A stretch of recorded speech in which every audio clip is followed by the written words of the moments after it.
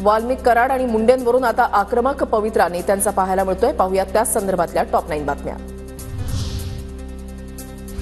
धाराशिव वाशिममध्ये जनआक्रोश मोर्चा, बीड सरपंच हत्या आणि परभणी सोमनाथ सूर्यवंशी मृत्यू प्रकरणी नागरिक रस्त्यावर, देशमुख कुटुंबियांसह लोकप्रतिनिधी आणि नेते उपस्थित।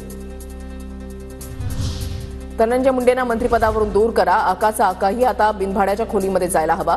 धाराशिवच्या मोर्चातून आमदार सुरेश धस यांची अजित पवारांकडे मागणी। विनंती आहे दादा, याला काढा राव, याच्या जागेवर कायंदेला द्या ना, ती कायंदे निवडून आलाय ना।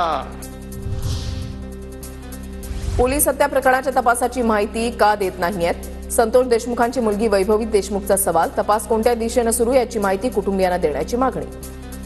एवढीच विनंती आहे की म्हणजे तपास कुठपर्यंत आला किंवा तो कोणत्या प्रकारे चालू आहे याबाबत आम्हाला थोडं काहीतरी कळवण्यात यावं।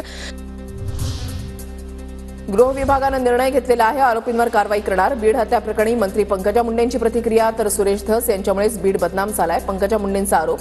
या प्रकरणी राजकारण न आणता संवेदनशीलतेनं हाताळावं, पंकजा मुंडेंचं वक्तव्य। त्यामुळे तर बीड बदनाम झालंच आहे ना, कारण शेवटी या विषयाचं राजकीय भूमिका न घेता जर ह्या विषयाकडे संवेदनशीलतेने बघितलं असतं तर असं झालं नसतं। आम्ही कुठे बदनाम करतोय? परळीचे लोक तुमच्याशिवाय असे वागू शकतात का? सुरेश धस यांचा पंकजा मुंडेंना सवाल, तर परळीचा पॅटर्नही तुमचाच, सुरेश धस यांचा पलटवार। फक्त परळीचेच लोक का विमा भरतायत? सगळ्या जिल्ह्यात भरतायत आणि संपूर्ण राज्यात भरतायत, पण बदनामीचं कार आम्ही कुठे बदनाम करतो? बदनाम फक्त तुमची, फक्त परळीचेच लोक तुमच्याशिवाय असं वागू शकतात काय? 2024 मध्ये बीडमध्ये आयोजित महासंस्कृती महोत्सवाचा खर्च 10 लाख आणि सरकारी तिजोरीतून काढले 5 कोटी, सुरेश धस यांचा आरोप।